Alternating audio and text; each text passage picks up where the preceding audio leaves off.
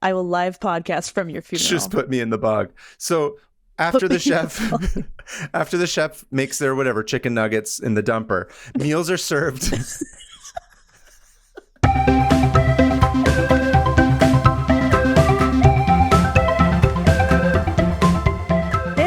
Welcome back to 500 Open Tabs. I'm Hannah Hillam. I'm Kaveh Taherian, and everyone is mad at us, probably. Yeah. Yeah. No, we were just discussing how... Until proved otherwise. How we wake up every morning and assume that everyone's mad at us. Yeah. And we go throughout the day being like, how do we prove to them that see, they're already mad at us for not being able to get through this sentence. They're mad at us right now. Yeah. we just started this, and everyone's like, I'm about to turn this off. Because these two people... suck. Welcome back to the podcast. And they don't listen. Yeah. They don't listen. They don't turn in their assignments on time. Yeah, welcome back. Welcome back. It's been a weird week. Of course, we recorded this in advance as we do. Yesterday was the crazy, eclipse thing that everyone was really stressed out about and thought all kinds of chaotic stuff was going to happen. No one got sacrificed, as far as I know. No one's dead and buried in the ground. I got raptured. And then I was like, we got really sick of it, and I immediately unraptured myself. I don't know what I'm saying. Unraptured. I don't even know what that means, but I take it. You don't know what raptured means? I don't know what unraptured means. I made that up just now. Oh, okay. It's an official term in Urban Dictionary now. Yeah. But yeah, did you get to see the eclipse? No, we just did. I tried, but then I decided I should probably keep my vision. No, in California, we were not in any of the whatever totality or whatever. So my wife took out apparently you can do this where you bring a colander out, and like the circles of the colander will act as like a filter for the light, and then it shows you like little half moons because it's getting blocked. Half moons. It's really cool. See, I get it. Like whenever there's an eclipse, I'm like, oh, I know why everybody in the olden days was like, oh, God's about to like it'll blow your that mind right there. Yeah. The shadows being crescent shaped. I'm like, oh yeah, the end of the world is here. Yeah. 100%. Totally. But that's all we did. You? Yeah. Other than being what did you say? Unraptured. Unraptured. Yeah. Other than being unraptured, did you do anything fun? Yeah. So I got an hour off, of course. So I planned my day an hour off. I thought it was going to be at noon and not 11. And so I decided to go swimming. And with my daughter, we get out of the pool and everyone's outside looking at it at the YMCA. And I'm like, oh, and so they gave us glasses to use and it was fun. Cool. So, yeah. Great. I'm glad you didn't lose your vision. Yeah. Nice. I didn't. Not this time. Good. Your vision was good because you can use it to research your tab for this week. You like that transition? Endless. That was a good one. I really am getting much better at this. You're up first. I'm up first. Wait, what are we doing here again? Yeah, I don't know. Tabs, I guess. Okay, yeah. So yeah, I'll just get it right into it then. Yeah. This is one of my favorite tabs. Because it's never I've never closed it. Okay. Like it's just been open. So it's been open since 2020. And it is the Wikipedia page for Jonathan the Tortoise. Okay. And Jonathan the Tortoise is one of my favorite creatures on Earth because he looks insane. He's got a tiny little head and a gigantic tortoise body. Love it. And I love drawing him. I've drawn him several times on stream. And I didn't know much more about him besides I liked what he looked like. And that he is the oldest known living animal, land animal. Oh, really? On Earth. Yeah. Have you ever heard of this guy? Tortoise? I feel like I've come across some of this kind of lore before, but I've never admittedly done like a deep divey type thing about it. But I feel like I've seen pictures of, what is he, like a few hundred years old? He's almost 200 years old. Holy crap. He was born in 1832. Wow. And they say that's a pretty like modest estimate because that's like the lowest that he could have been. He could even be older. I'm going to get into why I'm obsessed with Jonathan. I mean, I'm already obsessed. This is a 200-year-old tortoise with a tiny head and a big body. I don't need to know much more than that to love this guy. He just looks. I mean, tired. It's funny because Lil Nas X, the rapper, slash country singer, he did a tweet slash country singer. He did a tweet that was like, someone had like written about how it was Jonathan's 188th birthday or something. And Lil Nas X retweeted it and said, this guy was alive for slavery and he did nothing.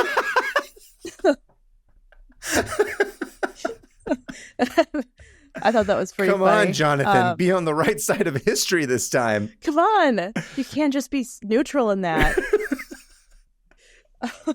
Anyway, that made me laugh really hard. And anyway, so back to Jonathan. Jonathan was born in 1832, which makes him 192 years old. Wow. Right now. He just had his 192nd birthday. And did they say what he did for his 192nd birthday?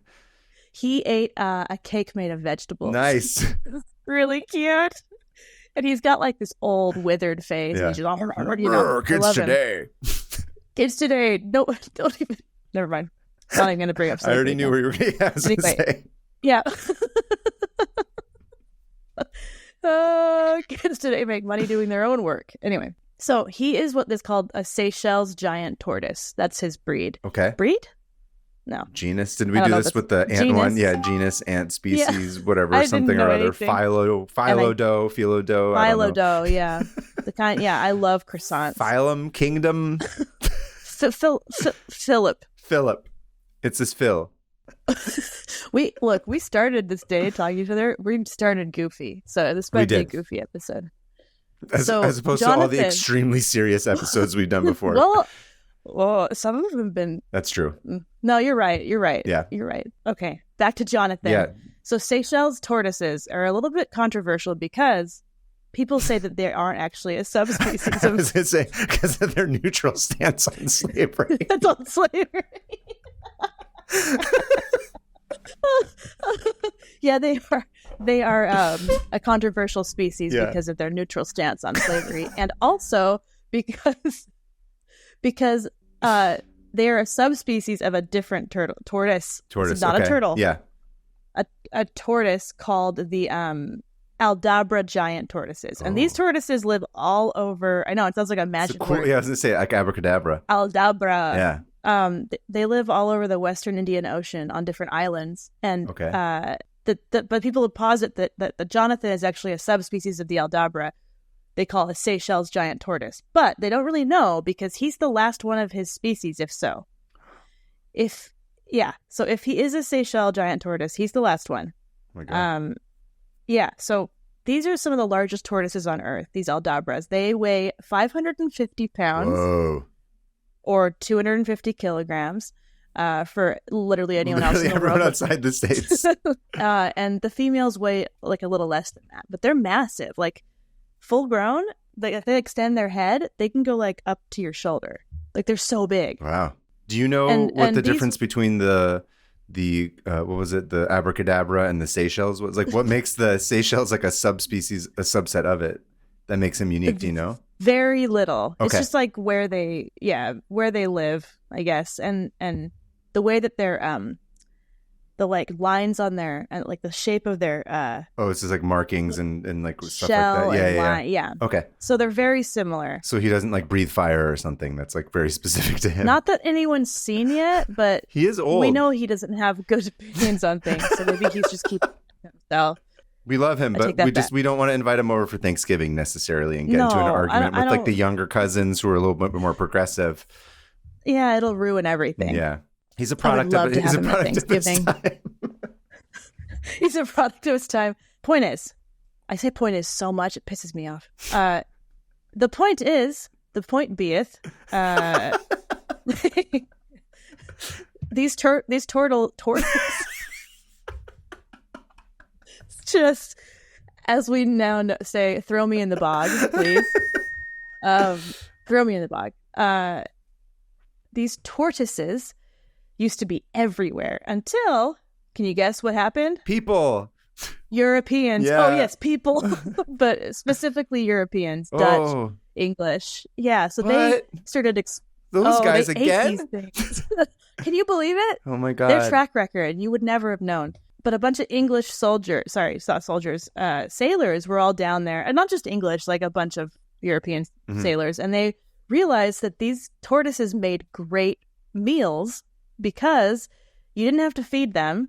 They didn't drink very much water, so they could keep them on their ships for like weeks at a time. Oh. And not have to worry about food and get a bunch of protein. And apparently they were delicious. It's like a cactus. It's like, or like a succulent. You don't have to give it any water and it'll just thrive. It's like a tortoise is that. You just can't like feed it a banana or a lemon and it's like good to go. They're probably eating them out of the shell, much like a sourdough bowl of some sort or something. Like a chowder bowl where like its container is the thing. That's horrible. Don't do that. You know what? Listen, let's make some merch, okay? It's going to be a bowl shaped like a tortoise shell. Mm-hmm. That's the merch. With British sailors inside that you can eat. See how they like it. Yeah. That reminds me of the one time Instagram, one of my comics got reported and deleted. Oh. It's because I drew a picture of the Earth putting humans in a blender and mixing it up. I'm here for that. Yeah, me too. It got deleted. Anyway, what am I trying to say? I'm so derailed right now. No, it's Seychelles. The English are coming in. They're using them as like astronaut food essentially when they're on their ships. Exactly. And they just kept doing this for like 100 years. And then in the early 1800s, that's when Charles Darwin, actually, in the same year that Jonathan was born, Charles Darwin was like zipping all over these islands, checking out these tortoises and being like, we need to save these things. Yeah. Which gives, not just, he was into the Galapagos turtles, but these ones he petitioned the government of Seychelles to actually like count them, it just gave a thumbs up on my screen. What the hell? I didn't realize it would do that. Oh, it's an Apple thing, I think. Interesting. I want to die. I don't want to die. I don't. Listen, I don't want to die. Yeah. I'm not ready. Darwin. I lost my place. Darwin's trying to get the governments to save. So they were one of the very first protected species on Earth. Oh, really? They were the first ones? One of the first. And it was because of Darwin and a bunch of other naturalists and scientists. They were like, bro, we're eating these way too fast. We need to stop. Yeah. Also, this Galapagos place is insane. Yeah. And I'm about to change the entire world with my theory of evolution. And so Darwin was instrumental in getting these preserved, but by then it was kind of too late. A lot of the species had been killed off and hunted. That's sad. Yeah. I don't like that. No, me neither. They spend their time in herds mainly, and sometimes individuals. So really? That's so crazy because like you only ever think of, I mean, I guess that's just a product of them not being around as much, but the idea of seeing like 50 tortoises together, like moving like wildebeests, like through a valley of some sort. So slow. Yeah. Simba could have saved Mufasa if it was like, if it was a tortoise stampede. Mufasa's like, no. It'll be fine. This is going to take a long time. Yeah. Tortoise King. Yeah, the Tortoise King. That sounds fun. I would have loved to see them in a herd. That would have been so much fun. Oh, you still can. Oh, you can. They're still they have these preserves, and these islands in the Indian Ocean. They have these islands that have preserves, and people aren't even allowed near the island. It's like that's for the tortoises, which is good. Good. Except for Jonathan. So back to Jonathan. Yeah. He is currently so he was born in 1832, which some of the things that were happening in 1832 was the uprising that Victor Hugo based Les Mis on, or that Victor Hugo wrote about Les Mis. It was called the June Rebellion. Right, I was going to say, which is not the French Revolution as I thought it was before I saw it. Before or after? After, yeah. And Andrew Jackson was beating Henry Clay and becoming president of the United States. So great. This thing was alive. Yeah, right? Great guy. And solid American. Solid. So Speaking many. of slavery stances, we're gonna get into him. He's just on our $20 bill, no big deal. Right? So yeah, this tortoise. I think you can call. We're just gonna call him a turtle for the sake of this episode, because it's for the funny. Sake of my sanity. Yeah, let's just call him a turtle. There's no rules. I mean, there are absolutely rules in science, but nature has very clear rules. Turtle, it'll just be a fun little term. It's like that Pokemon. So when he was born, Queen Victoria had, I think was 5 years old. So, or no, did she just first become, I can't remember when she became queen. Doesn't matter. So that's the 1832. Yeah. So we don't really know what happened in the first 50 years of his life. In 1880s, like early 1880s, these sailors brought Jonathan and 2 other tortoises with them to this island called St. Helena. It's in the Atlantic Ocean. It's west of Namibia. And if you keep going, you get to Brazil. Namibia. So it's like right there in the middle. Yeah. And it's this little tiny British territory it has its own whole history. A bunch of Europeans fought over it. And fun fact is that after the Battle of Waterloo in 1815, Napoleon was exiled there. Oh, it's that island. And it's that island. Okay. And it's where he died. Yeah. So Jonathan was a gift to the governor. And the governor lived on this thing called the plantation house. That's where I read about this. That's right. I was like the turtle, Napoleon. I was like the island. I'm like, okay, yes, okay. I think that's how I know about it. That's what I had heard. They never met, though. No. Did you read about how they met? No, but I remember something about the Napoleon Island and the turtle, and then this whole. Yes, okay. Sorry, continue. I just got excited because I was trying to remember like what. Yeah. So yeah, Jonathan's hanging out there in the 1880s, and there's a picture of him. This is the earliest picture we have. Nice. Of if you want, you go to the Dropbox, and there's a picture of him with 3 or 4 people and one other tortoise, and it's worth looking at. It's pretty cool. Oh wow, that's from what year again? You said 1888. Wow, he's the one on the left. Yeah, he's chilling. Yeah, and that's the current governor and also a prisoner of war. Apparently, I couldn't find out any more about that. They're like, for your punishment, you have to stand in this photo with 2 awesome tortoises. Tortoises. Okay. So that was the first photo we have of him in the 1880s. And we don't really know what happens to him in the next little while. He kind of just chills, lives with the governors. They don't name him because they had several tortoises. Sure. And then the next time we really hear much about him is that there's a picture taken of him with somebody in 1915. And then after that, it was 1932 before much was written about him. And that is when the governor... he resurfaces in Nazi Germany. Wow, this guy has a terrible, terrible politics. Except he's undercover.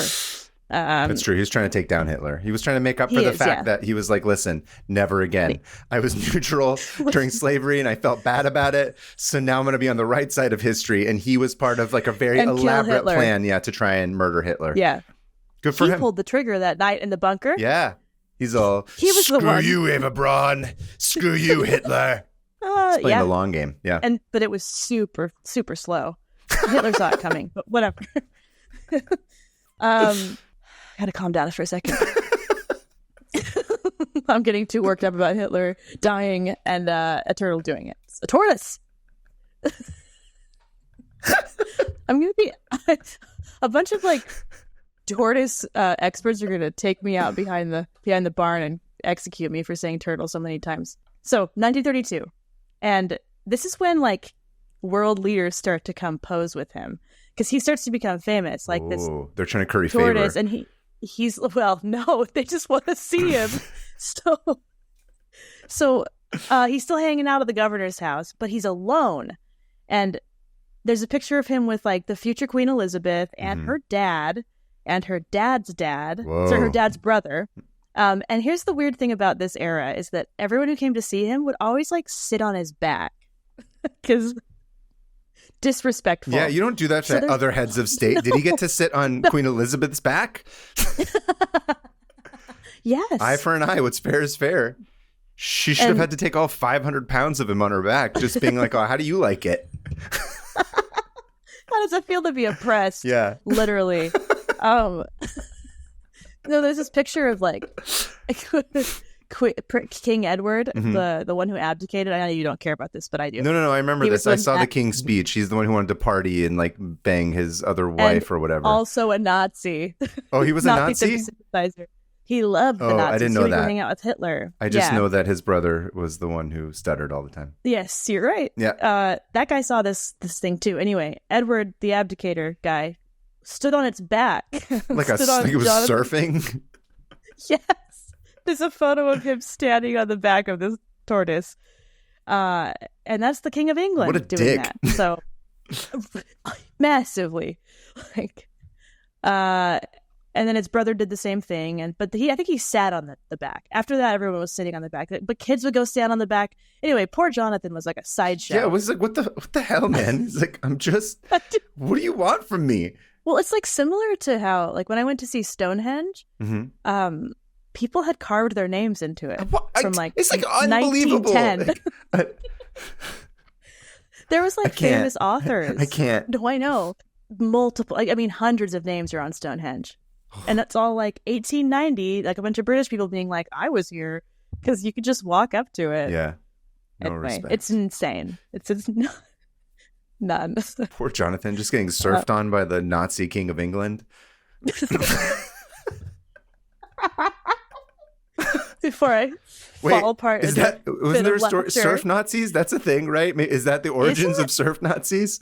I don't know what surf Nazis are. Surf Nazis must die? Am I making this up? I swear that's a thing. I don't know. You better look it up. This is imperative. Yeah, Surf Nazis Must Die is a movie from 1987. Well, they're on Jonathan. We got someone we can Photoshop the former king of England surfing on Jonathan. Yes, with wearing a Nazi uniform. Yeah. Anyway. I'm sorry. I derailed you on that one. Continue. I like that you're derailing me more. This is good.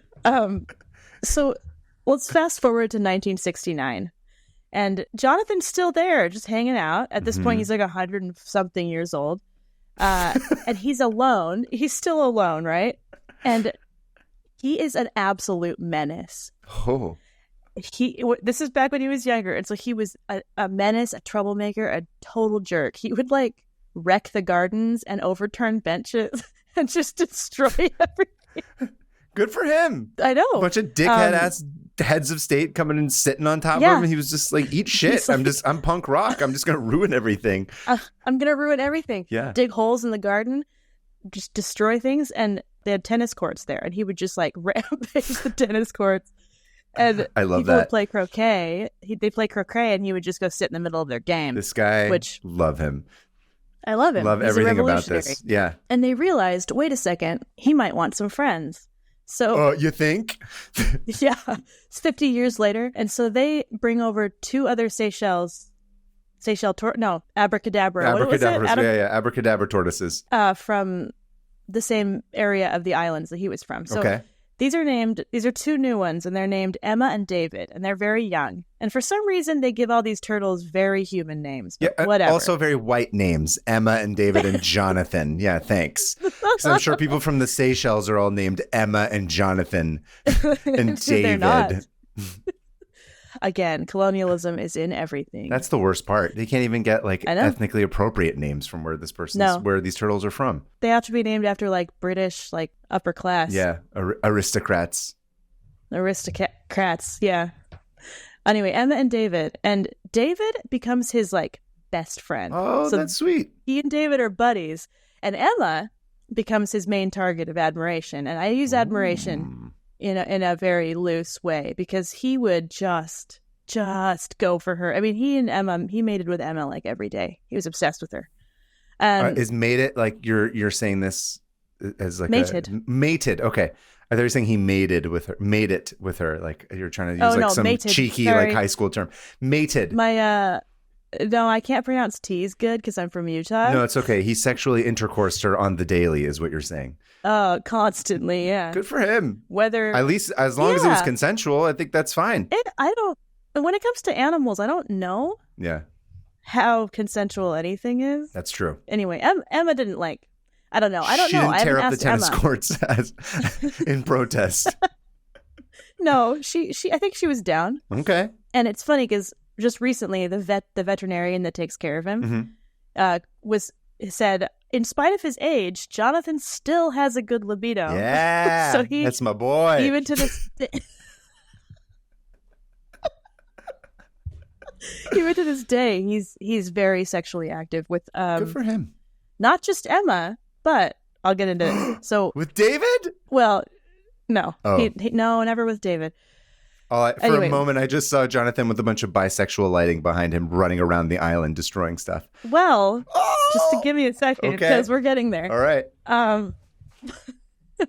So, weirdly enough, even though he and Emma were all, mating all day, Emma never laid any fertilized eggs. Oh, no. He's shooting blanks. So there was shooting blanks. That's sad. So there's no record of him siring any children, which is sad because he might be the last of his subspecies. So in 1992, they were given another female tortoise, named Frederica. Okay. And that brought the total to 4. And immediately he was on Frederica. Like just swingers now. Now they're having foursomes. It is a pansexual polycule on this governor's property. Pansexual polycule of turtles. I say pansexual because Frederica is not a female. Oh. Frederica is actually Frederick, and it took them 30 years to realize it. So hold on. He and his how does it take them 30 years to not a turtle? Turtle. It's really hard to tell. Is it? Yeah. It's like because when Frederica came to the island, she was only like 2, and so I think she was still growing. They couldn't like see any of the gender markers yet, or that But she got injured, and they were checking her out, and they were like, "Oh, this is not a girl. This is not a female turtle. Turtle. This is a male. So we're changing it to Frederick." And Jonathan becomes a bisexual icon. I was going to say bisexual icon. Jonathan is obsessed with Fred. He and Fred are lovers, and he rarely like does anything with Emma anymore. Oh no, sometimes, poor Emma. Poor Emma got pushed to the side. She's fine. She's okay. But it's funny because David, he and David were just friend zoned David. But maybe David's not into that. He might not be. But he was not having. He wasn't having sex with Emma. Emma, I think they all were. Oh, they all were. Okay, or it might have just been weird where he's like, "That's my best friend's girl for so long. I don't think I can." It feels like it's like violating some weird trust or something, like your best friend's wife. I like to think of it as a polycule, but yeah we'll go with that. Like, there's a lot of complicated politics amongst like living on an island with the last 4. Or sorry, I guess he's the last one of the species, but there's not many options. No, you can't take what you can get. Or and David might be asexual. Maybe he has no sexual drive. He's just happy to be there. He's just happy to have friends. Yeah. But it's really interesting that he was like, he's like, no, this is my new life partner. This very young Fred. There is something beautiful about like him finding love in a way that he didn't know when he was, but much older in life, or much later in life as he's older. Almost the age of like 160 is when he was like, because he was into Emma, but like, I mean, he was, but not as much as he's bonded with Fred. So Johnny and Fred, and he's kind of become like this internet gay icon. Love it. In that, like, like he's an icon. Yeah, he's like, look at him. I love it. Yeah. And I want to just say it's bisexual erasure to call him a gay icon, but whatever. LGBTQ icon. I got to point it out whenever I can. Anyway, they realized that even if he had produced offspring, since there's so few of these tortoises left, that it would have been like messed like inbreeding. Inbreeding and stuff, yeah. So here's my other favorite part. What do his days look like? What has he been doing the last 192 years? Okay. Well, he walks around the grounds, digs around, hangs out, bangs his friends. He eats, he sunbathes. And that's pretty much it. This is the greatest. That's all I ever want in life. Right? Paradise. Oh, my God. No wonder that's the secret. It's just banging your friends and sunbathing every day. And then you'll live to the ripe old age of 200. That's the key to life. That's the key. And our conservative values keep us dying young. Oh, my God. I don't know what I'm talking about. But this is really sweet. His main caretaker is named Teeny Lucy. I don't know if that's a nickname or her name. But she loves Jonathan so much. She loves spending time with him. She says being with him helps her slow down. And one of the things she said is, it's quiet up there. There's nobody around, and I can sit under a tree in the dripping rain with him for an hour just feeding him. It's quite a special moment with a chap like that. He's a real icon. And she went on to say that he's a charming old gentleman. He really is. Nice. So yeah, he's fully blind now. And he can't really smell very well, but he's still in excellent condition. Not, like it's a piece of furniture. Blind to ass. He could just target that shit right away. He's all my other senses might be gone, except for my sense of where is their ass. Stop it.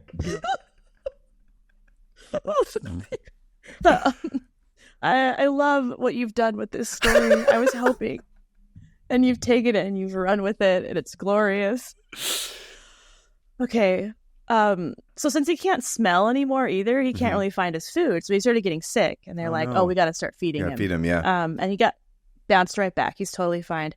One of his favorite things to do is listen to the tennis matches because he likes the sound of the ball hitting the ground. I'm sure he does. Follows it. Yeah, the sound of the balls hitting the ground. Sometimes he drinks through his nose.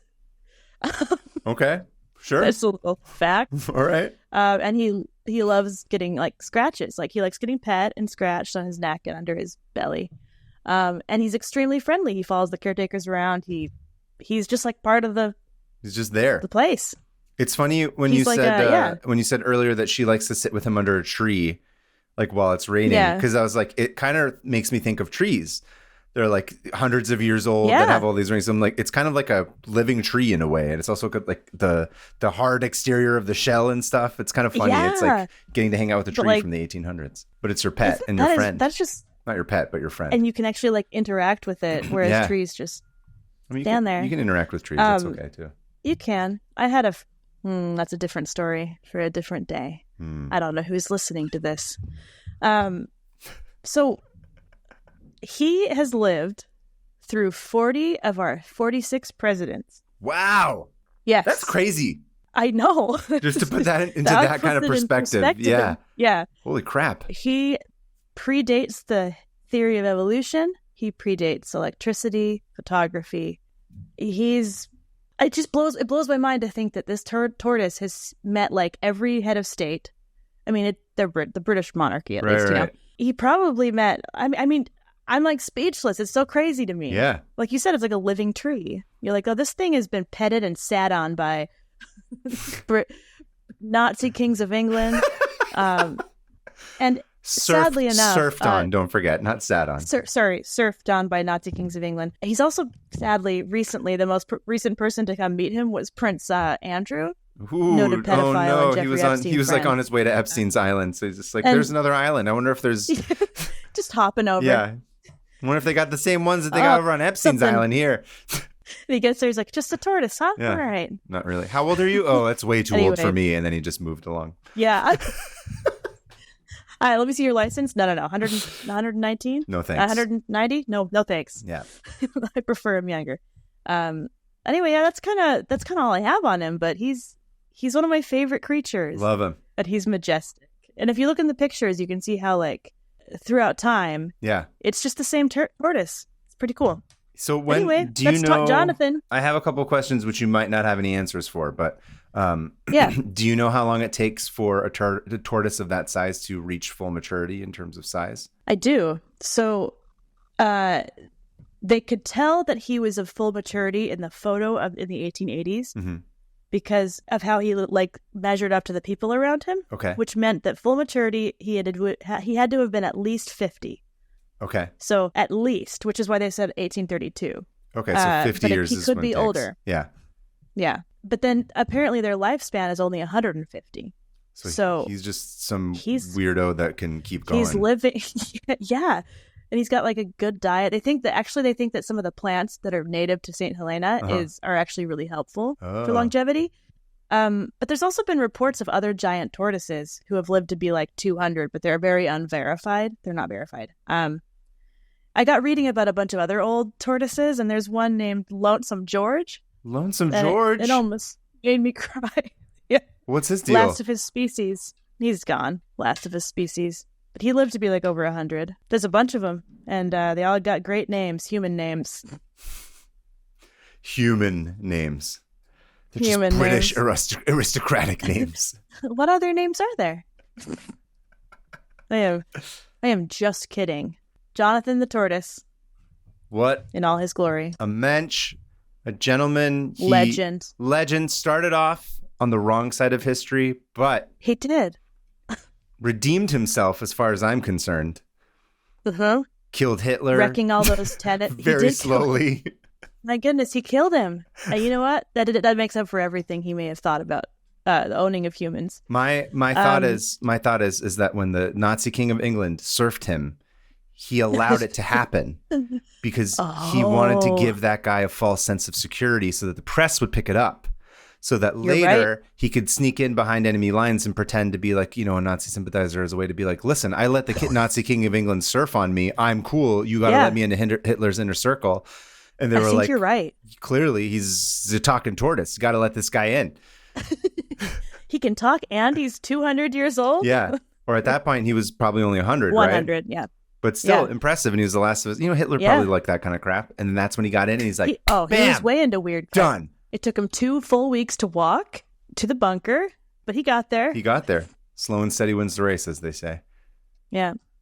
Mensch, good guy, good dude. Yeah. Love him. I want to meet him. If you ever go to St. Helena, you can actually meet him. And I wonder how much a trip would cost for us to go. Probably a lot of money. We should start crowdfunding this now. Tourist spot. I think we've talked about crowdfunding multiple things we've talked about. Yeah, we're supposed to go to Shingo at some point. That's the other one. That's right. In Japan. That's going to be another expensive trip. Talk about leveraging this podcast into something else. I think if anyone that's listening that works at like the Discovery Channel or something, or Netflix or whoever wants to give us a bunch of money, we'll go on vacation for you for a show. We'll go anywhere you want. Yeah, that we talk about on the show, and then we'll be like Anthony Bourdain, but less interesting and not inspiring to anyone, and just us tripping probably over and over again and ruining and then stuff. laughing a lot. Just laughing endlessly. Like 2 kids in school. Yeah. That's the vibe we have. The reviews will just be like baffling. They'll be like, who gave these idiots money? Why are they doing this? That tortoise did not like that laughter. Anyway. Yeah, I was like, what is the point of that? Anyway, great. Wonderful. Well, I love Jonathan. Yeah. I think everyone that's listening probably also loves Jonathan, unless you're a monster and you don't like awesome bisexual tortoises. Icon, just like Lincoln. That's true. Where was he when Lincoln got assassinated? Suspicious. He did nothing. Once again. Wait, when was Lincoln born? Just a second. Sorry. This is important to me. Lincoln was born in 1809, so he was like in his 20s when... Yeah, he didn't do anything about the assassination, though. That's really upsetting. Technically, he wasn't fully grown at that point, so maybe he wasn't sure. Yeah. Was there anything he could have done is the question. Well, he could have been a shield. That's in that true. Booth. He could have stood between him and the president. The real question is, why didn't he stop 9/11? Ding. There you go. You're right. He let Peter Wolf. Wait, what is his name? Peter Stump? Peter Stump. Who did 9/11 again? Peter Stump. Besides Bush, was it Peter Stump? Yeah, the werewolf Stump. guy. He let the werewolf guy just fly those planes into that building. Anyway. Okay. Your turn. On to my tab. Take the ship and right it. Like, steer it the right direction now. Funny that you should say a ship of sorts. Oh, really? Because are we eating turtles? We're not eating turtles this week. So my tab, I decided to do something a little bit more lighthearted this week because the past couple ones have been a little bit intense on research and people saying different things and trying to sift through it, and it drove me insane. So mine starts on the name of the article that I pulled it from, or I should say that started this, is titled "The Real DC Crime Wave," and it's an article from Politico. Right. As the title suggests, this is about crime, but it's a very specific kind of crime, which is suspiciously absent from the lamestream media. This just turns into like a leftist talk radio or something. Yeah. I wonder why the media is not covering this. Oh, is it because they themselves are the criminals here? Oh, he's speaking the truth. That's a truth bomb. Yeah, that's right. He just broke the internet. Yeah, that's right. You know why? Because this is a story about the press corps and how they all like to get together and steal shit every time they go on Air Force One. Wait, really? Yes. Oh, I'm so excited. Okay. I'm here. I'm ready. So if you're like me, you probably don't know much about Air Force One or how any of that crap works. But thankfully, I found a few articles that like have explainers about how the press corps works when they're traveling on Air Force One. That give it a little bit more context. There's a guy named, I think his name's Job Sopel of the BBC. He wrote a nice little explainer. I'll include links to all this stuff in the notes. Okay. So a couple of things you got to know. So number one is the pool. The pool is a group of journalists who travel with the president. And at all times? This is when they're invited because they're doing a thing, right? So if they're like, I'm going to go to DC or whatever. I'm sorry, well, he's in DC. But if they're going somewhere else. They get on an airplane and they fly in circles around DC and then they land. They're like, listen, sometimes you just need to clear your head by going for a long flight. So because space is limited on the plane, it's not that big. It's limited to 13 people, roughly, 13 journalists that are allowed to come on. Well, that's a lot more than I thought. Honestly, right? And you're not just working for your own news organization. You're working for all news outlets. So all material that they cover is shared and fed out simultaneously, so no one has a competitive advantage. Oh, that's awesome. Yeah, it's just like one feed that they all get to do it. You said you wish that was always the case. I mean, technically, that's how a lot of it works. It's just like, it's just fact stuff. It's just like, this happened, this happened, this happened, this happened. It's not necessarily, I mean, that's a whole other problem that you're talking about that has to do with opinion-based news becoming more popular and social media and blah, blah, blah. And the same thing I always complain about blah, blah. Anyway, whatever. Algorithms are ruining our lives. We're all going to die. As the name suggests. Not Jonathan. Not Jonathan. That's true. And then there's a thing called the bubble. Okay. And the bubble is the secure field in which all the journalists operate, just like how it was during the lockdown. And then in parentheses, I just wrote for myself FML because I remembered the bubble and I wanted to die. Oh, yeah. Everyone had their bubble. It's the same principle. So people in the bubble are quote unquote clean, and outside the bubble, they're quote unquote dirty. And the way this works is on the day of the flight, the pool shows up with their bags to the hotel where the president is staying. And as they come in, a dog will first sniff them to see if they're carrying drugs or any like crazy bad material. Then 2 Secret Service agents open up every piece of luggage that they have and sift through everything. Makes sense. Yeah. Then they go through metal detectors. So basically, this is like literally any Middle Eastern person going through any airport at any time. It's you. Any part of the world. It's you at the airport every single time I have fly. to travel. Yeah. But for journalists, it's a big deal. They're like, ooh, this is strange. Yeah. This is actually the nice version. Right? They didn't take him down in the back and pat him down and question him and all this stuff. Have you ever had that happen? Oh, of course. Taken away, like taken somewhere else? You know where? In your home state. That's right. Oh, I hate to say that makes sense. That's a story for another time. But in Utah, they were very keen to take me somewhere else and talk to me. That is so dumb. Yeah. I'm so sorry. You should be. You definitely were in charge of that decision in Utah. How did you know that I led the TSA in the Salt Lake airport when that happened? You accidentally texted it to me one night when thought you were texting your TSA friends, and I was like, I'm just going to hold on to this until we're on the show, and then bam, you got caught. I'm cornered. Well, someday tell that story or don't. It's up to you. It's not a very fun story. It's a bummer. Anyway. No, exactly. I'm sorry. It's okay. But so this is the process that the journalists all go through. And then they board a bus and then they move in the presidential convoy. So that's like, all the cars together with like the Secret Service and like the little train of things that are following them. And then from that point on, they're inside the bubble. So now they're kind of quote unquote clean and they're not allowed to leave it.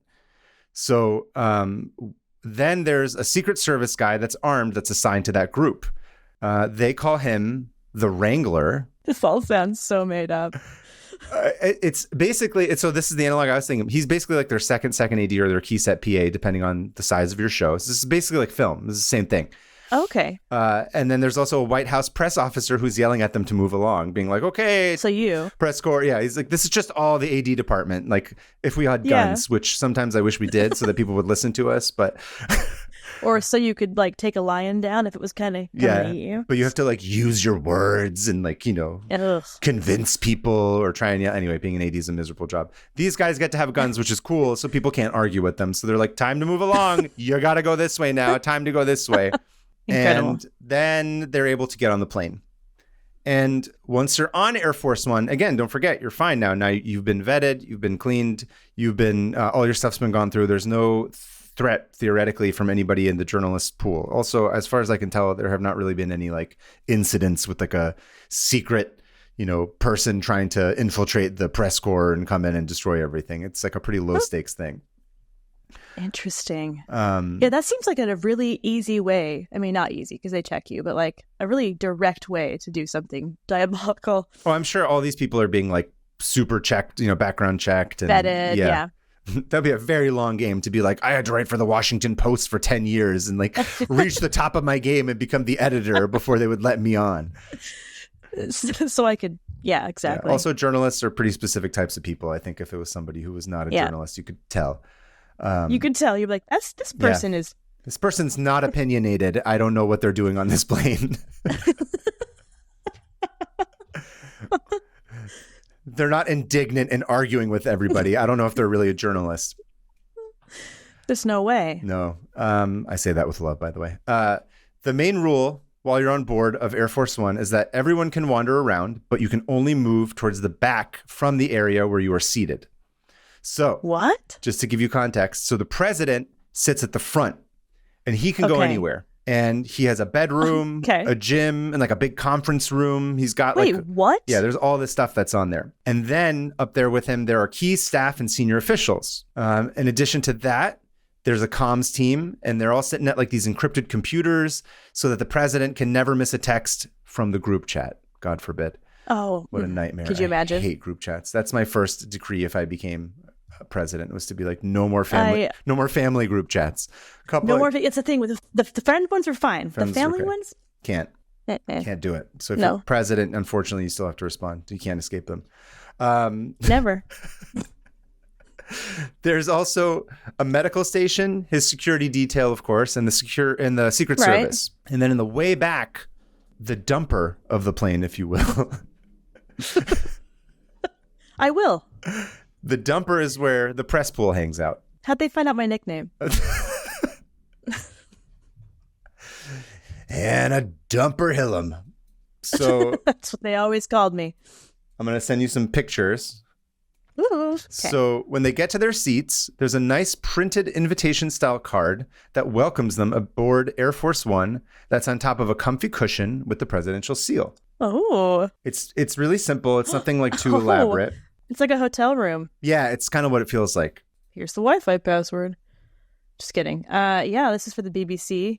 Welcome aboard Air Force One. Man, the choice of font there could have been different, but whatever. Really took me out of it. I really don't think that's professional. Listen, as long as it's not papyrus, it's okay. They're like Comic Sans just to give them a little bit of fun when they get on board. When I'm president, that's what's going to happen. From there, now behind them, behind the dumper... You're just going to keep calling it that. In the dumper of the plane. Further back, there's a proper kitchen with a team of chefs who buy fresh ingredients to cook proper meals. And there's also like ovens and like a stove. So it's like, it's real food. It's not like, you're not getting like, pre-made, whatever, like microwave crap sandwiches. They're not charging you for it. They all have meals. That is on an airplane? Just on an airplane. On an airplane. You're getting a real meal. Just flying around. Okay. They're like, we made you T-bone steak with its like, this fancy sauce and pasta. And people are like, can you actually, I just would like some chicken nuggets, please. Do you guys have chicken nuggets? No, seriously? I associate chicken nuggets. That's your nickname. Chicken nuggets and nuggies. Dumper. We have a podcast together.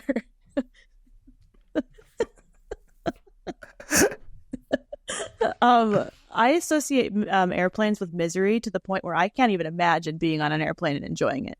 Yeah, it's especially and getting nice food, being with the president, and that's probably like the safest plane in existence. Oh yeah. By the way, I don't trust any.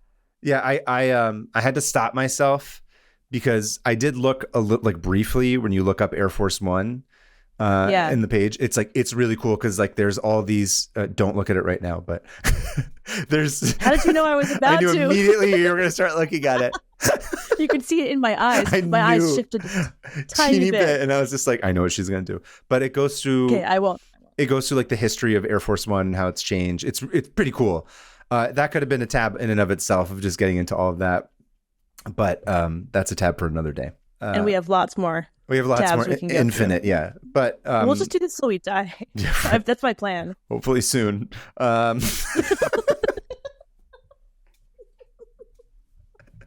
So I will live podcast from your funeral. Just put me in the bog. So after the chef makes their whatever chicken nuggets in the dumper, meals are served.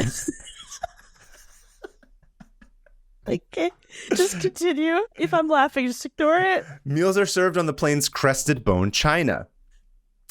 And the paper... Why was that funny?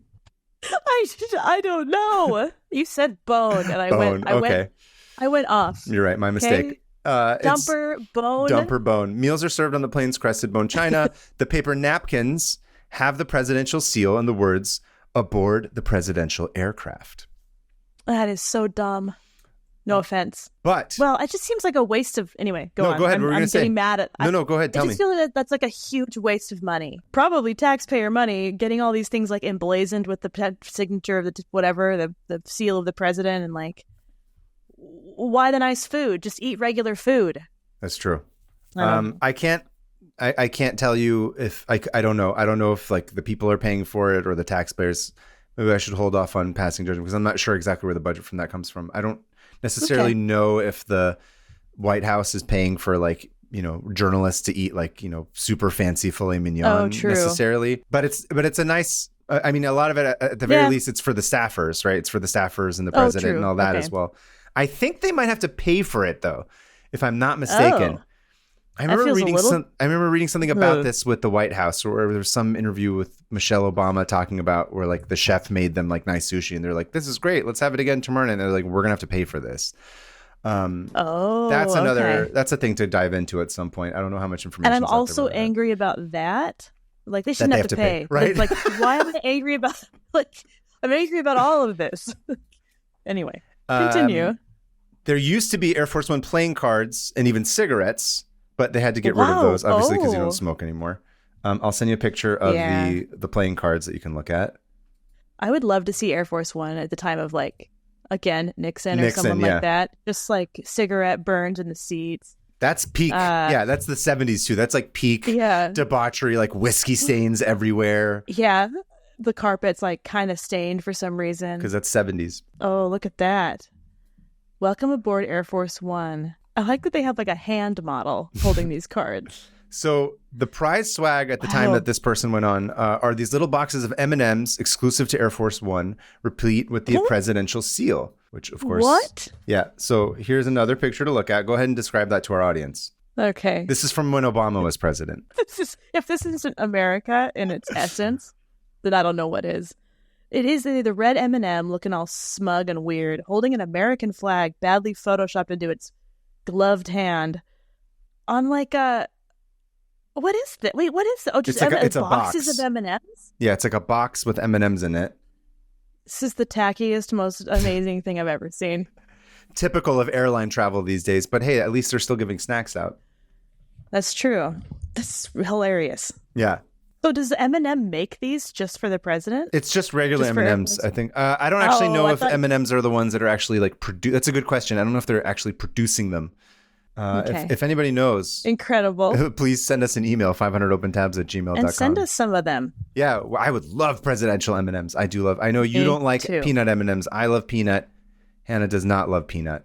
They're horrible. Why add the gross? Yes, when you could just have the good stuff. I just hard disagree. On the other side of the box, by the way, is the presidential seal with Barack Obama's signature underneath. So it's. Oh, yep. I'm pretty sure he's too busy to autograph every box of M&Ms himself, but. So I assume it's like a stamp or something. He's sitting there all through the night just autographing M&M boxes. They're like, Mr. President, we need to figure out. We need to order the strike on Osama bin Laden. Bomb this village? Oh yeah, we have him. Can I need to finish these M&M autographs? And then Michelle's just like, just kill bin Laden. Meanwhile, Trump, that's all he did. They're like, Mr. President, can you please? And he's just like, no, I'm interested. They're like, we have enough boxes that have been autographed. You don't need to keep signing them. If I were like one of Trump's handlers, I would have been like, okay, your job for the next 4 years is to sign all of these boxes. Can you do that? Yeah. You should have been doing that to raise money. Yeah. So some of these, like the snacks and the napkins, of course, are meant to be nabbed and used. But that hasn't stopped journalists from reportedly taking items meant to be more permanent, like pillowcases, glasses, and gold-rimmed dinnerware. I love these journalists. And so, I mean, basically, you know, we all kind of say like, you take towels or whatever. Like that's a normal thing that we do. But straight up, these things are expensive, right? They're not expensive in terms of like, they're not spending a lot of money to make them. But some of these are like, they've been around for a long time. And also like antiques. Sometimes, kind of I don't think the stuff on the plane, all of it is. I don't think they necessarily fly around with antiques. But again, it's not yours. No, it's not. It is not yours. It does not belong to you. You are stealing. And it's gotten so bad. So recently, this is like whatever, end of March. Last week, the White House put everyone on blast on TV and was like, dude, you guys are supposed to be professionals. Please stop stealing our shit. They publicly called out all journalists. And one of the press wranglers emailed everybody who had been part of like a recent press pool, a recent trip. And the email the people said was not accusatory, but it was like, hey, if you inadvertently wound up taking some things, quote unquote, inadvertently, taking something off the plane by mistake, we can help facilitate a quiet return. So it's pretty much like you're not in trouble. Yeah. But we need that plate just back. Return it, and then we won't get pissed. So one person who received the email basically had gotten off the plane, quote unquote, accidentally with an embroidered pillowcase. And they wrote back being like, I seem to have accidentally gotten a pillowcase. Perhaps I should return it. My bad. I don't know. So they made an arrangement for like a discreet return. Like a drop? Yeah. Like, this shit straight up went like pull up next deep to each throat. other, drug deal style. Someone's like smoking a cigarette in the shadows. In a trench coat. Yeah.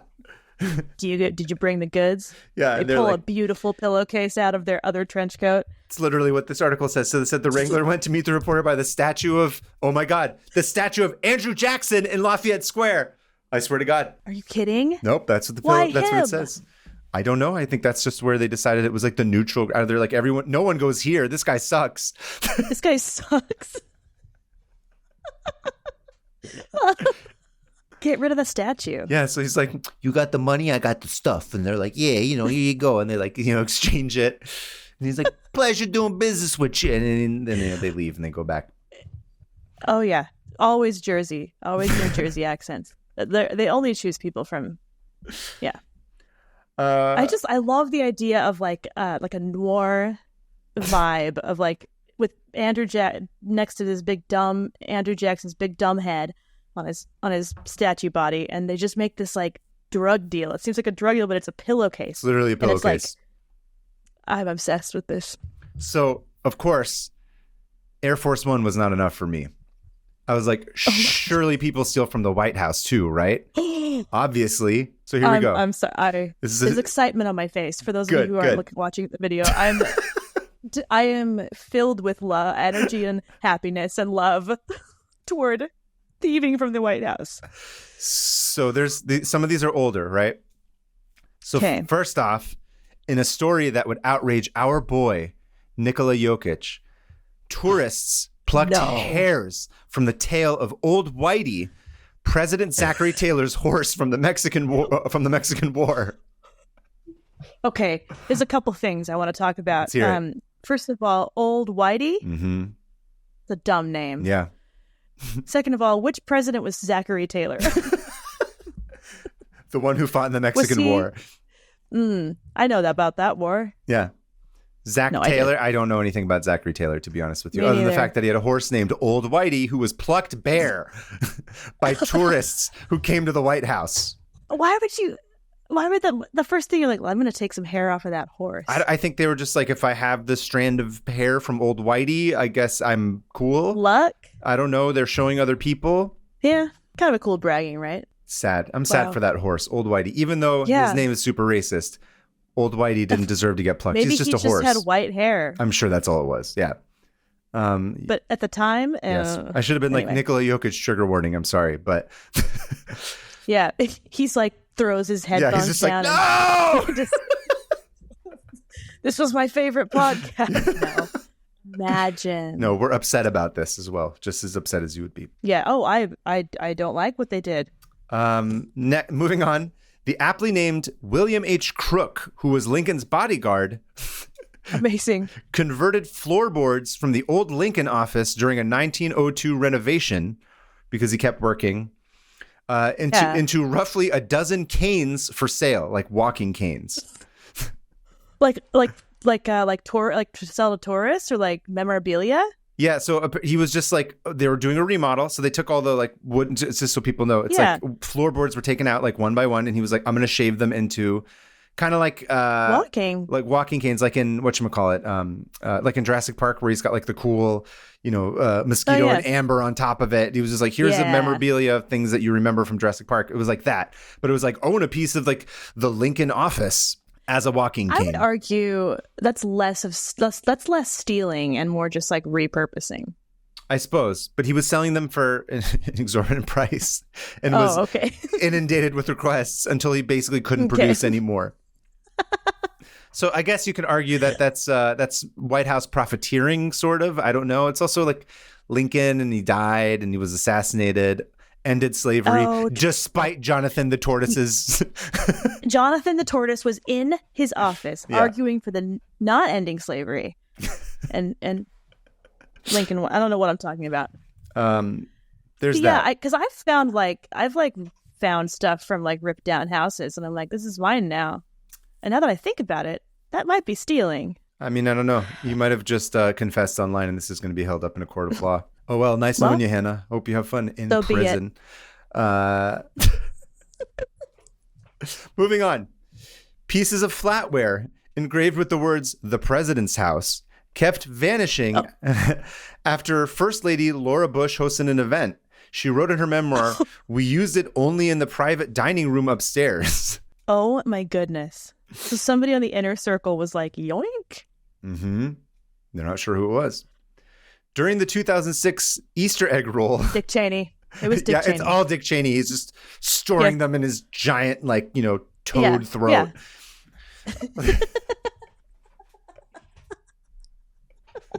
I have no idea why that's where I went, but I did. Because that feels right. Yeah. In 2006, also during the Bush era, Easter egg roll, again, in between planning 9/11, whatever we have to say. I think I already said it at the beginning of this, but just we've talked about 9/11 multiple times in this episode. Okay, good. I didn't want to let anybody down. During the 2006 Easter egg roll, East Wing aides discovered a ring of volunteers had been secreting away wooden commemorative eggs and coloring books beneath the porta potties.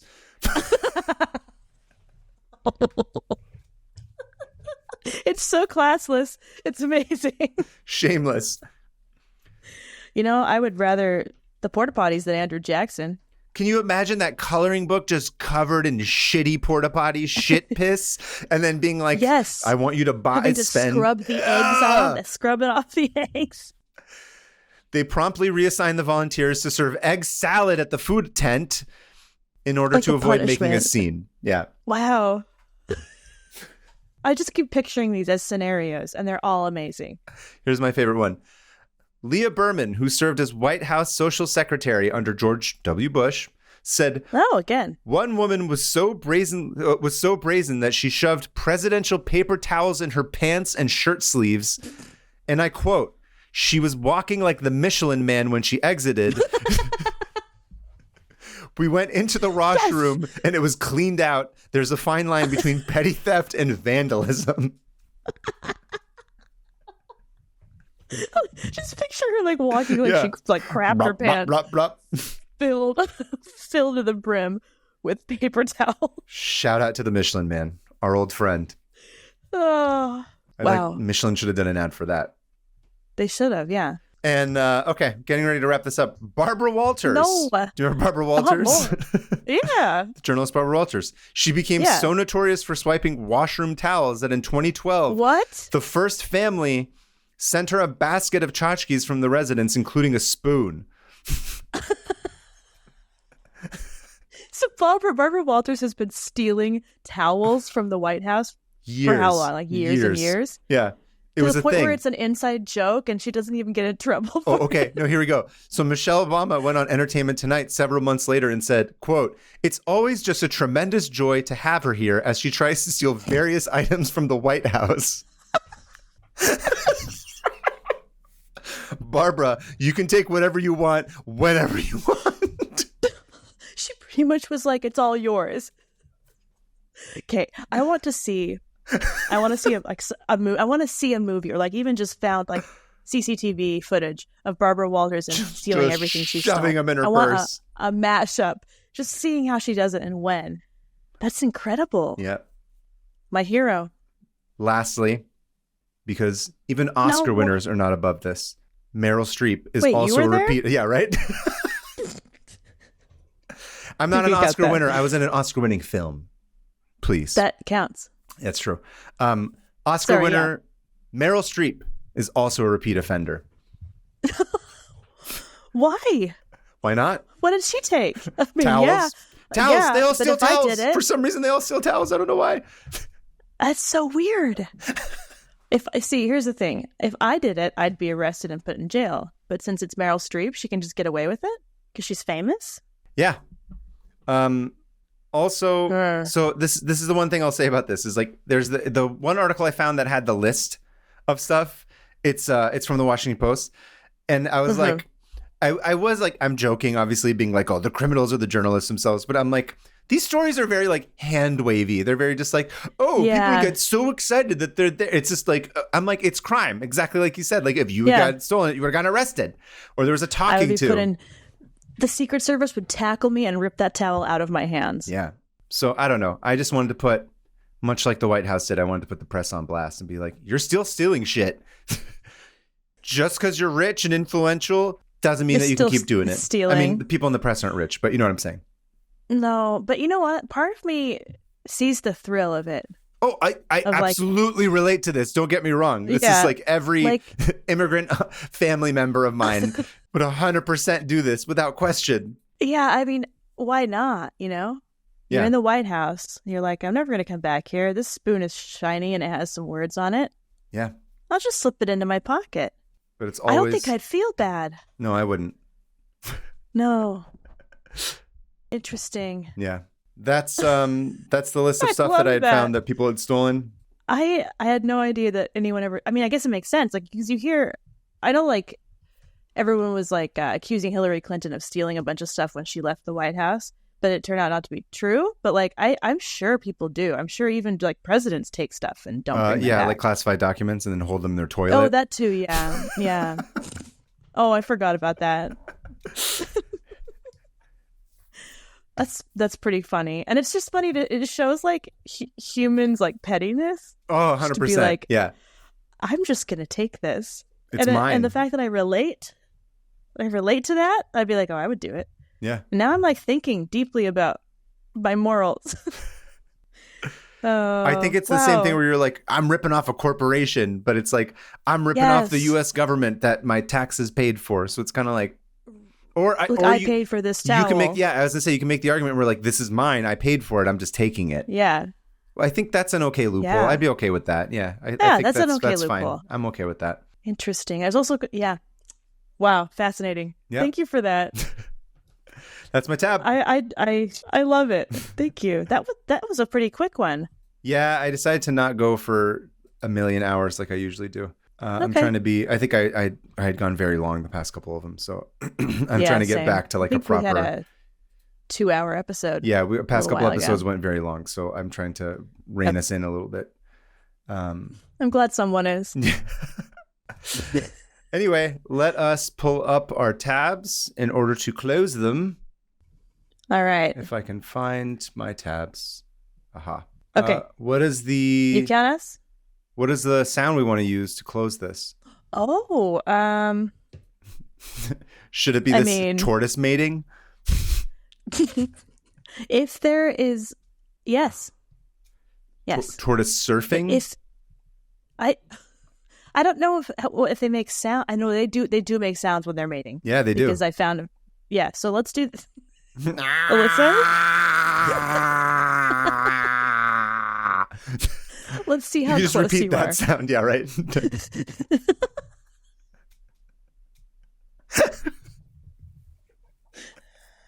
Okay. Okay, you ready? Yeah, you count off. We count down. Okay. 3, 2, 1. What is it? What? Sound of Jonathan. A beautiful and Fred. sound. Yeah. True love. Living their best lives. Anyway, that felt good. Moving on. That did feel good. To listener emails. You're going to go first this week. Emails. Go for it. Mine comes from Jazz from Dallas, Texas. And I think Jazz is actually on our Discord, right? That does sound familiar. I'm pretty sure this is from the... Anyway, speaking of Discord, go join it. Dear Kaveh and Hannah, this tab is a link to a Google Sheet. Oh, interesting. That lists out songs by a TikToker named Chloe Ament, who often writes from the perspectives of popular characters or is inspired by specific fandoms. Okay. Trying to keep this straight in my head. The spreadsheet helpfully categorizes each song by which specific character, ship, scene it is inspired by. Okay. For example... Ship for you young people. is... relationship. Relationship. It's like a made up love between two characters, I think is what it is. Yes, it is. And it's also where you can eat turtle meat. That was a good callback. Tortoise meat. For example, she has songs for the Harry Potter fandom, etc. I was sent this tab by a friend of mine who is much more tapped into Gen Z culture than I am. She's always asking me things like if I know what Midwest emo is, or if I've heard of that obscure Percy Jackson musical. No, not the one that was on Broadway, the other one. I didn't cover that in the last show, so I don't know. I don't think anyone knows what I've never heard of that. I've only read the books, and I always say no, and she usually sends me a link to provide more context. Okay, I'm keeping this straight in my head. Okay.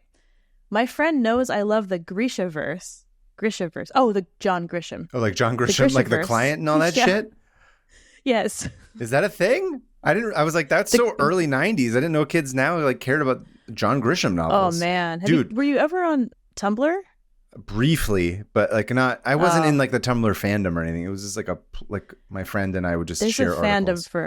There's a fandom for everything. But just Grisham is funny because I just think of like the early 90s when there was like 50 John Grisham movies.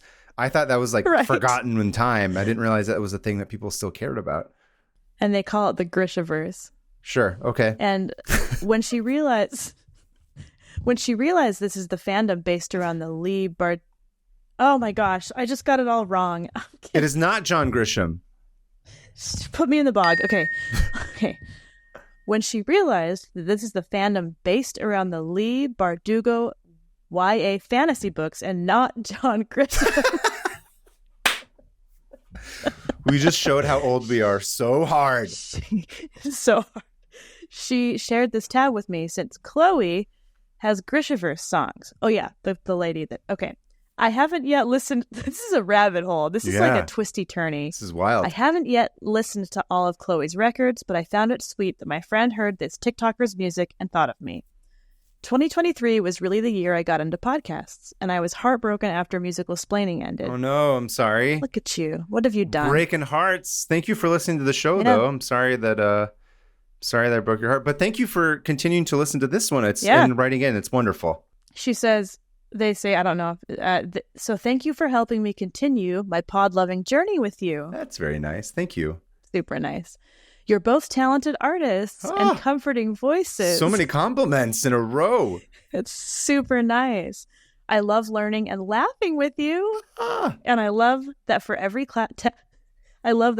tab you close, you open 13 more.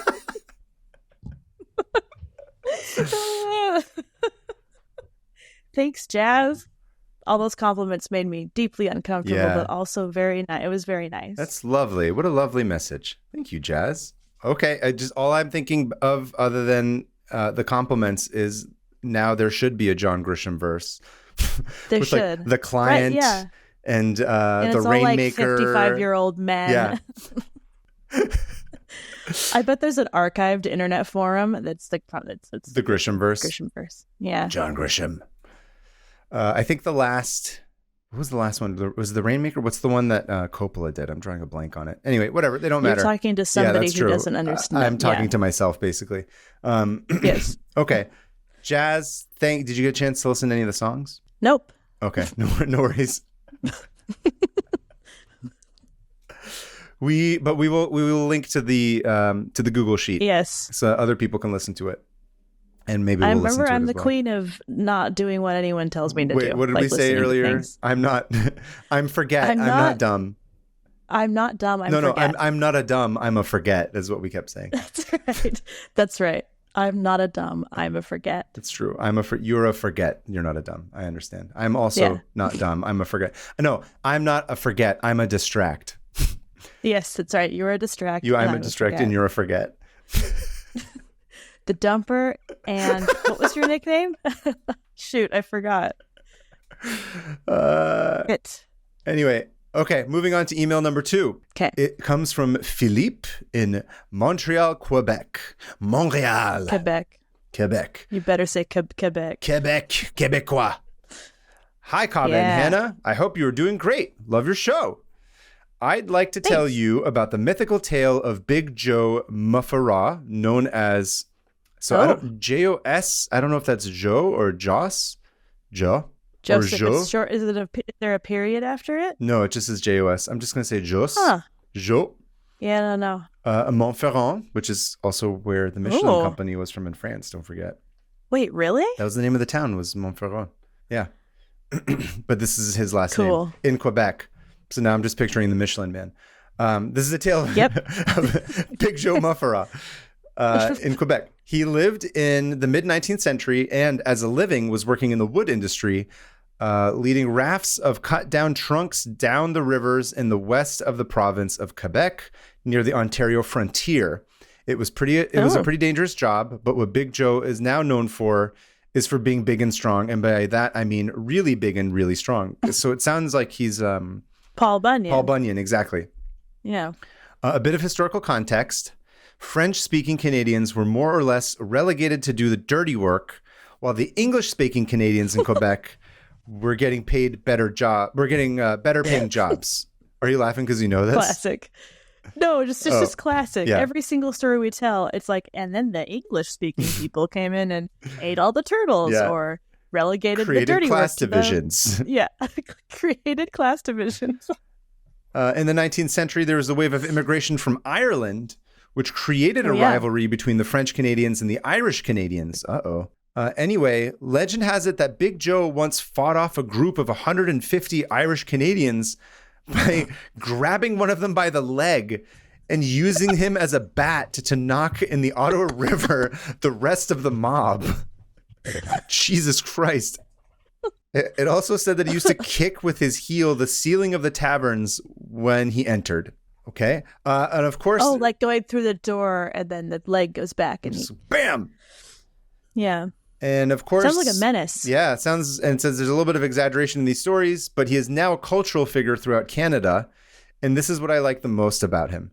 He is now remembered as someone cherished by both the French-speaking and the English-speaking Canada, someone who unites us all. Anyway, that's a bummer, but okay, sure. Love you guys. I wish you all the best, and I'll be waiting for your next episode. Sorry for the bad English, Phil.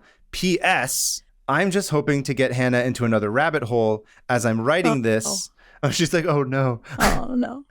What are you going to do? The episode of Intermittent Werewolfing, and in it you said the word muskrat came from a Native American language. I'm not an expert, and I could be 100% wrong, but this one seemed odd to me. In French, muskrat is rat musqué. Musqué meaning an animal with musk, which is kind of a thing that smells bad and is used in the perfume industry. In any case, according to my free app, the translation of musk in English is musk. And according to the Google search, musk etymology, the word comes from the Latin muscus, and that either comes from the Persian musk, or the Sanskrit muska, both meaning scrotum, closing the circle with avocado and the testicle toast. Everything is balls. Everything is balls. It's so yes. Philippe is correct. Yeah. the only reason that it says it's a Native American word is because when they heard the Native Americans say it, it reminded them of the word musk. So they took the word musk and were like, oh, that kind of sounds like musk. And musk means gross little animal or dirty little animal or whatever. Scrotum. It means scrotum. Elon's scrotum is destroying Twitter and the rest of the world.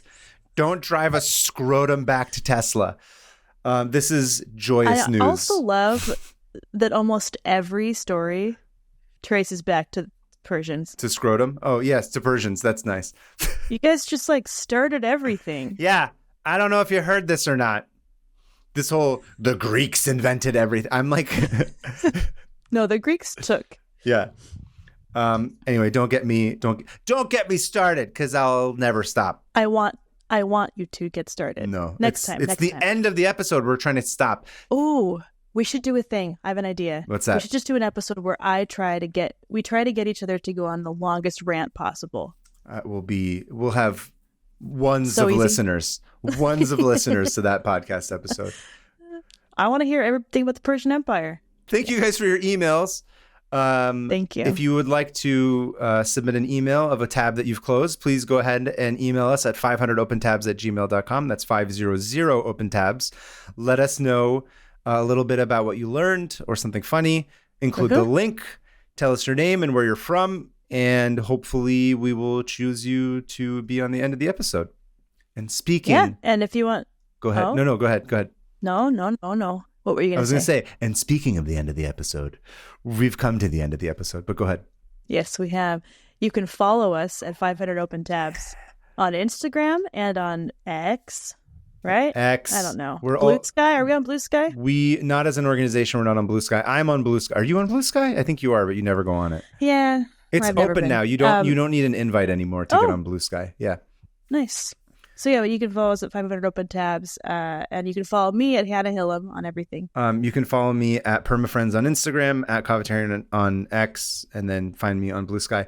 A couple of quick announcements. So again, we mentioned this last time. We do have a link to what we're calling 500 Open Roads, which is the Google Map list that we've made. I should say our friend Joe made it. We didn't make it. That if you pull it up and you join it, it'll give you pins of all the places that we've talked about so far on the show. It's really fun and cool to be able to see it. Yeah. If you're close by, it's probably like a good little motivator to hop in the car and listen to a couple of episodes. And each one of the pins will also reference which episode we talk about that specific item. So we're coming for you, Michelin Guide. Additionally, we have a Discord that continues to grow every day. It's alive and well. It's alive and well and healthy. Active. It's wonderful. Just like Jonathan. Exactly. Hopefully it'll outlive us like Jonathan too. It'll just keep going for the next 200 years. Of course, please, rate the show, show, follow the links for sponsors, tell everybody about it. Share with your friends. Please share. That's like the best way. Yeah. Like if this episode reminded you of anybody in your life, just send it over to them. Be like, hey, thought of you. Yeah, we're really trying to grow. It's the nascent stages of this show, so we're trying to. Yeah. And anytime you try and post anything on any social media network, it tends to be like, nope, you got to pay $1,000 to be able to do this anywhere. So we're counting on you guys. And then when you pay some of the money, it still doesn't work. I'm gonna get angry now talking about it. So we should probably end the show. Yeah. I think we're always right on the verge of getting angry. Yeah, we had an hour and a half of being calm, and now the rage is gonna creep back in. It's coming. Yeah. Yes. Anyway, thank you guys. Stay Josie. Keep it Josie. I guess we change it every week. It's Stay Josie. It's Keep It Josie. Keep it Josie. We gotta keep it Josie. Yeah. Keep it Josie. Keep it Josie. And we'll see you next week. Until next time. Bye, everyone.